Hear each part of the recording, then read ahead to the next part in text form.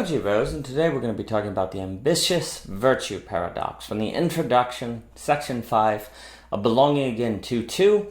And this was inspired by the Net 103 and was greatly aided by an initial framing by Alex Ebert. And we were talking about this idea that there's a kind of satisfaction, a kind of where you're just happy, say, living day to day, going through the homesteading, going through the fixing of spaghetti was something we talked about, how there really is a kind of way in which when you achieve a certain sort of realizing the superficiality of certain ways of seeking, ambition or status or stuff like that, where you learn to be happy and kind of satisfied with just the simple things, with the everyday things.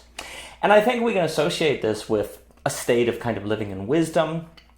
I think this you could associate with achieving virtue. Now, there's a form of this that could be laziness, that could be a lack of ambition, and that seems to be quite dangerous or problematic. Or I just talked a bit about how there is indeed a certain contentment, a content state that can come from common life, from living in a small town community, not really seeking big aspirations. There's a kind of peace that comes from that, but without the return to common life, as David Hume talks about, there's a danger of this being fragile, or a person being susceptible to manipulation, so on and so forth. And this is talked about in the Conflict of Mind, the paper Deconstructing Common Life, etc., so forth. But if that's not what we're talking about, if we're talking about something on the kind of the other side of striving, of working, of going off, seeing the world, really putting your effort into something, and through that actually reaching a kind of saturation point, a total saturation, as Ebert will say, that then one learns actually to kind of experience beauty in things, which makes me think of Jockin's upcoming course at the Halcyon Guild that I would highly suggest to everyone,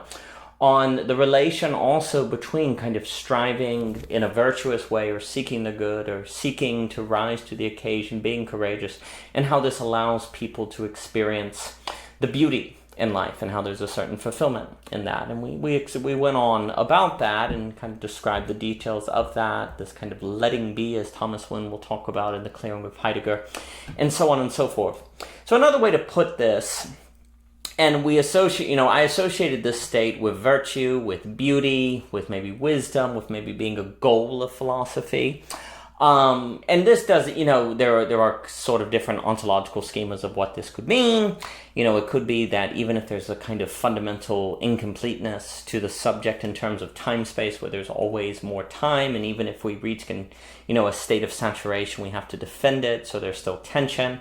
Also, there's a way in which we're not complete, and that the work is never finished. There is a certain sort of satisfaction that can come, but then the work, time changes. We have to keep that satisfaction. So, we have to keep doing the work. We can't assume that some machine will take everything for us. We can't plan away all our problems. If we plan away all our problems, we might fall into a kind of temptation of a singularity, as Belonging Again 2.1 we'll talk about, versus learning the art of dance, learning how to handle encounter, surprise, so on and so forth, which 2.1 will associate with being prepared for anything. But if you're prepared for anything, if you're prepared for difficulty, challenge, so on and so forth, and you obtain a kind of satisfaction with life, you can in fact keep that, and knowing how to do so, how to defend it, self-defense, and seeing the beautiful, we could associate, I think, with beauty and virtue. But this is where we arrive at the key paradox of this piece, and we could put it this way. If someone wants to become president of the United States, there's a good reason to think that they shouldn't be. Like, people who want power probably want it for the wrong reasons, and we could talk about ambition here. And what Ebert was talking about is how it's like once you achieve a kind of satisfaction with life, you can lose ambition. But in a weird way, this might suggest that an increase of virtue could lead to a loss of ambition. Now, that doesn't mean you're not motivated to do things, but more so the distinction we came up with is the difference between ambition and attraction. You no longer have ambition for power. Instead, you're attracted to the beauty of, say, simple things like making spaghetti, or maybe you're attracted to the beauty of finishing a project, an idea, paper, but you don't really have an ambition to be a famous writer or something like that. So, this doesn't necessarily mean there's no activity, but the source of the motivation is quite different. But here's the issue. the likelihood, if there is some negative correlation or possible negative correlation between virtue and ambition, this might mean that the people in power are likely to be not virtuous and lack ambition. And this poses a very significant problem. How do we get good leaders if the very goodness of people keeps them from wanting to be leaders or caring to be leaders? They have no ambition to be a leader. They're already happy. So virtue may remove ambition for people to lead, but who else do we want to be leaders than the virtuous? So we have a significant paradox here. This brings to mind this section out of, I believe, The Road to Serfdom by Friedrich Hayek, where he asks the question, why do the worst come to the top? And we wrote about this in Thoughts, but to really boil down the argument to a simple ideal, and it's much more complex than this for Hayek, but it's the idea that good people don't like to control others, and so good people don't seek power, while bad people like to control others, so bad people seek power. So how do you get good people to have power? And so he's basically, this is kind of a little bit of a libertarian argument, saying that this is why you don't want to have the state have a lot of power or the state have a big role in society, because it's very, very likely that the state will be run by bad people. So it goes with keeping, this is also why you want to keep business small. The smaller the system, the higher the likelihood it will attract good people, because in being small, it doesn't control as many more people. And it's probably likely, it might be more intelligible what the company does, what the government does, or so on and so forth. So there might be a higher probability that the virtuous see virtue in what the business does. But the bigger it becomes, the more managerial it becomes, maybe administrative, that could attract people who are more ambitious and less virtuous than the virtuous. And that would be a very severe problem. So, you have that part. So you basically have to either, and this brings us to the second part, thinking of the second kind of piece that I was thinking about with the Republic, where, Socrates forces the philosophers back down into the cave. And if we take this ambitious virtue paradox seriously, we can understand why. Because they never will go back into the cave. Now, this is where the drag narrative is so important for the allegory, because if the philosophers were dragged out of the cave, then it's not immoral for them to be forced back into the cave necessarily. But what about in a democracy? What about in a free society? Does this mean that, we should do something immoral to make sure we get the best leaders by forcing them into positions of power, the virtuous? This is a major problem.